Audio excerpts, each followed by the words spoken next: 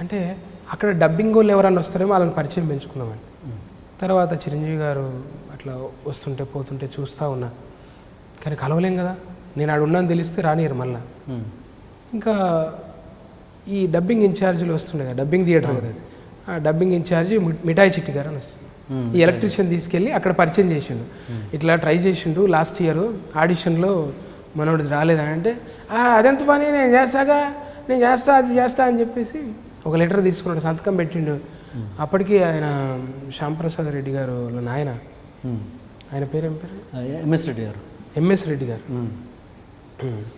MS Reddy గారు ఉన్నారు ఆయన అప్పటికి.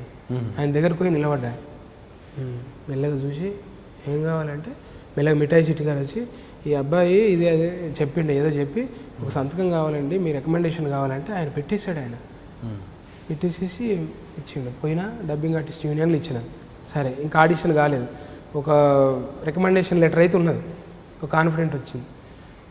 తర్వాత ఆడిషన్ జరిగింది. ఆడిషన్లో మళ్ళీ వెయిటింగ్ లిస్ట్లో పెట్టారు. అప్పటికి 3-4 ఏళ్ళు అనుకున్నా, ఈ డైలాగులు ఇట్లా చెప్పాలి అట్లా చెప్పాలి చూస్తున్నా. నాకేంటంటే వర్క్షాప్ లెక్క అయిపోయింది ఇక. ప్రతి లొకేషన్లో పోవాలి, ఏం జరుగుతుంది, ఎట్లా చెప్తున్నారు, వీళ్ళు ఎట్లా చెప్తారు, ఇక అలవాటు అయిపోయింది. ఇక అమ్మ డైలాగ్ ఇట్లా చెప్పాలనేది అర్థమైంది. ఈసారి ఆడిషన్ రాని ఖచ్చితంగా చెప్తాను చెప్పిన.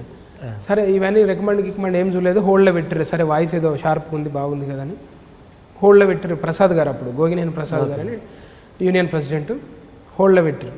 1 ఇయర్ అయిపోయింది తిరుగుతున్నా, 2 ఇయర్స్ అయిపోయింది తిరుగుతున్నా. అరే ఇంకా ఇయ్యరు, ఏం చేయాలి, ఎట్లా చేయాలి. ఇక మనమంతా ప్రొఫెషనల్గా తిరిగేటట్లేదు, మనమా జర నీట్గా లేము, వస్తున్నాము గాయ గత్తర లేచినట్టు ఊర్లోకి వెళ్ళి శతకేసుకొని దుమ్ము ధూళంతా మన ముఖం మీదకి, ఓ హెల్మెటా ఓ అద్దమా పాడ. ఇక వస్తున్నామంటే ఆడికెళ్ళి ఇడికి వస్తాగల కళ్ళు రకం, ముఖమో రకం. ఇక వీన్ని ఎట్లా చూస్తారు, ముఖం ఓ గ్లామర్ లేదు, సరే ఏమైనా క్యాష్ అన్నా ఉందా, ఏమీ లేదు, ఎట్లా దోస్తాను చేస్తారు ఎవరైనా.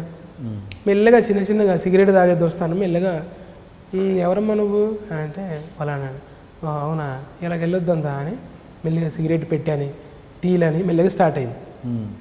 వాళ్ళు ఎట్లా చెప్తున్నారంటే, నీకు ఒక విషయం తెలుసా బాబాయ్, ప్రసాద్ గారికి నేను ఎంత చెప్తే అంత, ఒక సిగరెట్ పెట్టి తీసుకో.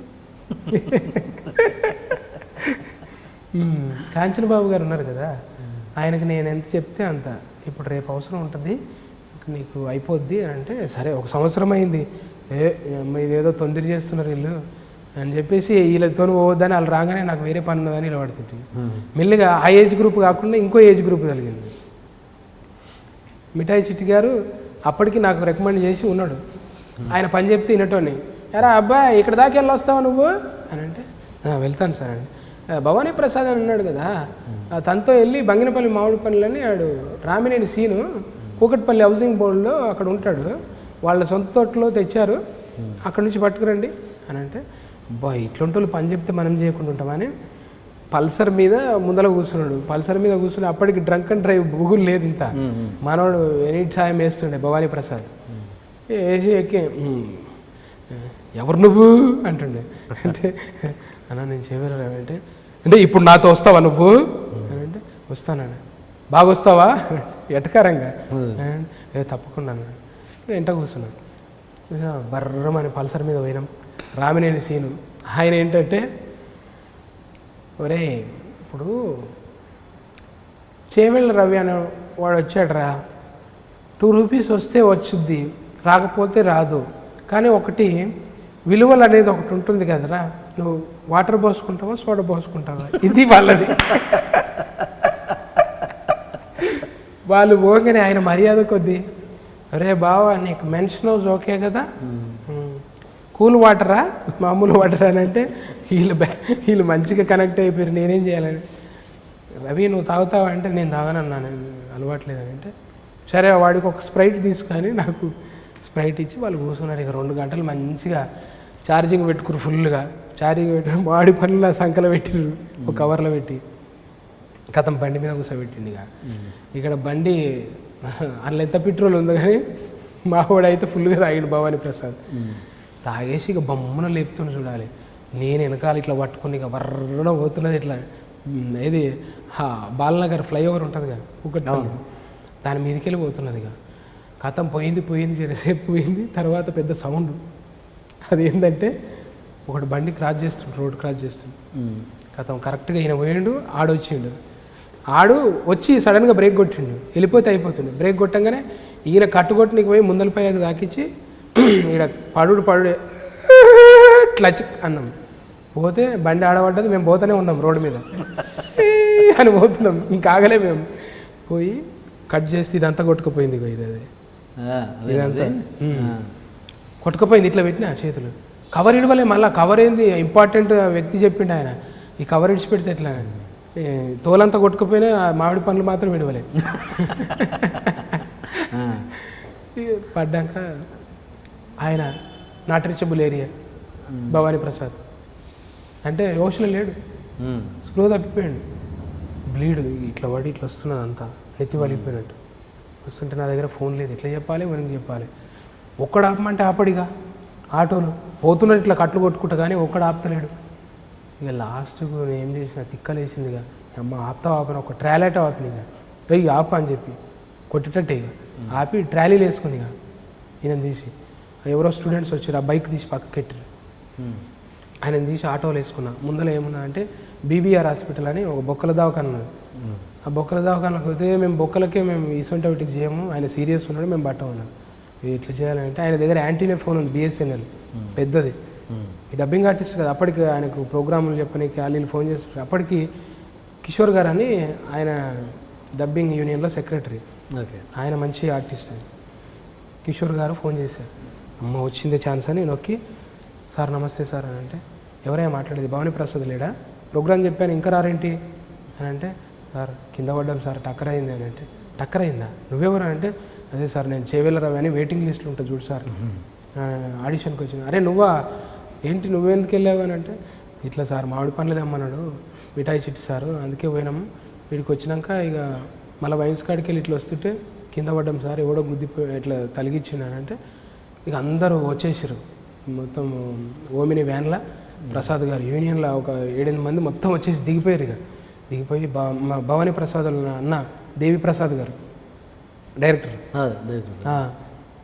అన్న కూడా వచ్చేసి ఏమైంది అని, సరే మనోడు అంటే ఓకే, కానీ మనోడు రెగ్యులరే పడుడు, కానీ ఈయనెవరు అని నన్ను అడిగాను. ఆయన అంటే అప్పటికన్నీ చాలాసార్లు పడ్డాడంట, వాళ్ళకి అలవాటు అయిపోయింది. తాగుడు మానడు, పడుడు మానడు, మావాడు ఓకే, కానీ ఈ పిల్లగాడు ఎవరు అన్నాడు. ఇట్లా చేవెళ్ళని అక్కడి నుంచి వస్తాడు డబ్బింగ్ ఆర్టిస్ట్ కానీ అంటే చేస్తే మనోని బట్టలన్నీ బ్లీడింగ్ అయిపోయి, నా బట్టలు ఏమో చినిగిపోయినాయి. పడ్డగా ఇట్లా రోడ్డు మీద పడగానే జర్రన జారిపోతే ఎంట పాయింట్ చినిగింది, అంగి చినిగింది, పీలికలు లాగా ఏడబట్టినాయి. అర్జెంటుగా పిల్లగానికి డ్రెస్ తీసుకురండి అని చెప్పి దేవి ప్రసాద్ గారు డ్రెస్ తెప్పించింది. అప్పటికప్పుడు తెప్పించి, నీకేమన్నా మేజర్గా ఇదైందా, ఏమైనా ఫ్రాక్చర్ అయినట్టు అనిపిస్తుందా, స్కాన్ చేయిద్దామని అంటే, నాకేమనిపిస్తలేదు సార్, నాకేమొద్దు, గిడనే ఇగో ఇవన్నీ చెక్కపోయినాయి అని అంటే, నాకు అసలు విషయం తెలియలేదు. కానీ తర్వాత గట్టిగానే తగిలింది. ఆ బ్యాక్ పెయిన్ ఏదో చిన్న ఇదైంది. అప్పటి నుంచి అది ఇక కంటిన్యూ అయితేనే ఉంది బ్యాక్ పెయిన్ ఇప్పటికి. అది కదిలింది ఏదో అదే టెస్ట్లు చేయించుకుని ఏం లేదు, ఏడా పోతా ఉంది, నడుస్తూ ఉంది, రెస్ట్ తీసుకుంటే తక్కువ అవుతుంది. జర ఎక్కువసేపు కూర్చున్నాను అనుకో, అట్లా కాదు, ఫ్యూచర్లో ప్రాబ్లం వచ్చి ఇప్పుడే చూపించుకుంటాం. ఇప్పటికైతే సరే పెద్ద బాధిస్తలేదు, కానీ బాగా జర్నీ చేసినప్పుడు లేదంటే ఎక్కువసేపు కూర్చున్నప్పుడు అట్లా అనిపిస్తుంది. అదొకటి. ఇక అప్పుడు ప్రసాద్ గారు కూడా చూసి, ఏంది ఈ మనిషి ఎందుకు వస్తున్నాడు, రోజు వస్తాడు, వాడు నిలబడతాడు ఆఫీస్ దగ్గర, చేతులు కట్టుకుంటాడు, డబ్బింగ్ ఇన్ఛార్జ్ పెద్ద లాభం ఉంటాడు ఆయన. ఎవరు అబ్బాయి ఎందుకు వస్తున్నాడు ఆయన, పెద్దగా కనపడుతుంటాడు, నీకైనా కిషోర్ ఇచ్చేయచ్చు కదా, చచ్చిపోయేలాగా ఉన్నాడు. డబ్బింగ్ మెంబర్షిప్ ఏదో ఇచ్చేయండి, చచ్చిపోయేటట్టున్నాడు ఆయన అవతారం చూసి. అమ్మ ఇంతగానం పిచ్చి ఉంటుందా, 2 ఏళ్ళు అవుతుంది వెయిటింగ్ లిస్ట్లో పెట్టి, పోయి ఏదైనా పని చేసుకోవచ్చుగా, పోతలే నేను, చుట్టూ తిరుగుడే ఇక ప్రదక్షిణలు. ఇచ్చేయండి, సచ్చేది ఏం చేస్తాడు ఆయన, మా అంటే ఒక క్రౌడ్ ఏదో ఒక బిట్లో చెప్తాడు, దానికి ఏమవుతుంది ఇచ్చేయండి అని చెప్పేసి కిషోర్ గారు ఆర్సీఎం రాజన్ అన్నాడు. ఆర్సీఎం రాజన్న మహబూబ్ నగర్ కదా, అన్న చూడన్నా నా బాధ నీకు అర్థమవుతుందిగా అన్నాడు.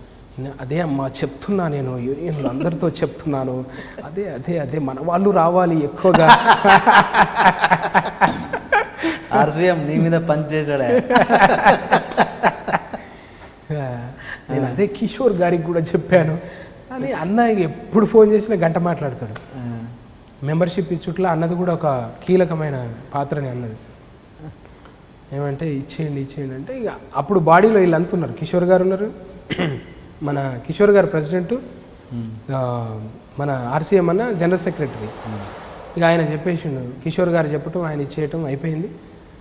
ప్రసాద్ గారు అప్పటికే ఆయన ప్రెసిడెంట్ కాదు కానీ అన్నీ ఆయన చేతులు ఉంటాయి, ఎందుకంటే ఫౌండర్ కదా ఆయన, పెద్ద ఆయన కదా. అట్లా కథ మెంబర్షిప్ దొరికింది. అతి కష్టం మీద రక్తం చిందించి మరీ మెంబర్షిప్ దొరకబట్టుకుంది.